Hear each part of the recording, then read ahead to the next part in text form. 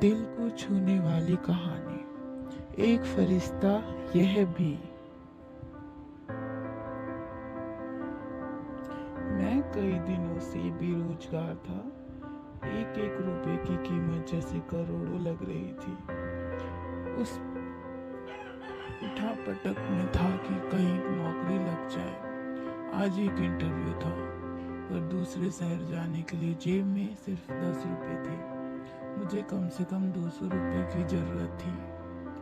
अपने इकलौते इंटरव्यू वाले कपड़े रात में मैं धो पड़ोस की प्रेस मांग के तैयार कर अपने योग्यताओं की मोटी फाइल बगल में दबाकर 2 बिस्कुट खा के निकला।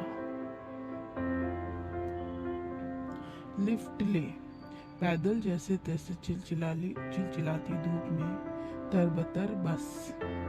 इस उम्मीद में स्टैंड पर पहुंचा कि शायद कोई पहचान वाला मिल जाए जिससे सहायता के लेकर इंटरव्यू के स्थान पर पहुंच सकूं।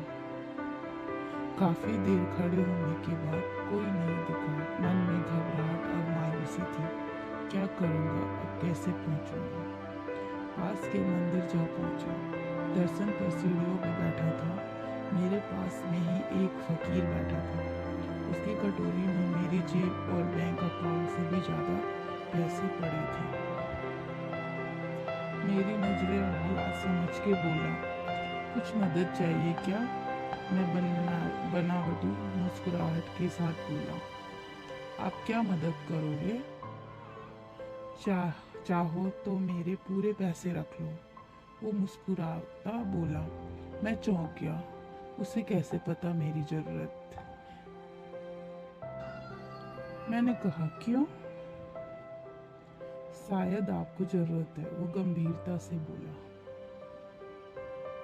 हाँ है तो, पर तुम्हारा क्या? तुम तो दिन भर मांग के कमाते हो। मैंने उसके पक्ष पर रखते हुए बोला। वो हंसता हुआ बोला, मैं नहीं मांगता साहब, लोग डाल जाते हैं मेरे कटोरे में पुण्य कमाने के लिए। मैं तो फकीर हूँ, मुझे इतना कोई मोह नहीं है। मुझे सिर्फ भूख लगती है, वो भी एक टाइम, और कुछ दवाइयाँ बस। मैं तो खुद ये सारे पैसे मंदिर की पेटी में डाल देता हूँ।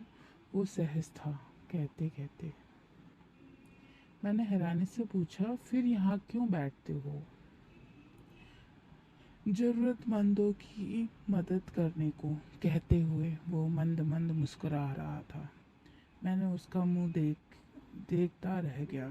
उसने 200 रुपये मेरे हाथ पर रख दिए और बोला, जब हो लौटा देना। मैं उसका शुक्रिया करते हुए वहाँ से अपने गंतव्य तक पहुँचा। मेरा इंटरव्यू हुआ और सिलेक्शन भी। मैं खुशी खुशी वापस आया। सोचा उस फकीर को धन्यवाद दे दूँ। मैं मंदिर पहुंचा। बाहर सीढ़ियों पर भीड़ लगी थी। मैं घुस के अंदर पहुंचा, देखा वही फकीर मरा पड़ा था। मैं बहुत चक्कर रह गया। मैंने दूसरों से पूछा, ये क्या हुआ? पता चला वो किसी बीमारी से परेशान था, सिर्फ दवाइयों पर जिंदा था। आज उसके पास दवाइयाँ नहीं थी और ना उन्हें खरीदने के पैसे। मैं अवाक सा उस फकीर को देख रहा था। अपनी दवाइयों के पैसे वो मुझे दे गया। जिस पैसों पे उसकी ज़िंदगी का दारोमदार था, उन पैसों ने मेरी ज़िंदगी बना दी। भीड़ में से कोई बोला, अच्छा हुआ मर गया। ये भिखारी भी साले बोझ होते हैं, कोई काम के नहीं। मेरी आंखें हड़बड़ा आई। वो भिखारी कहाँ था?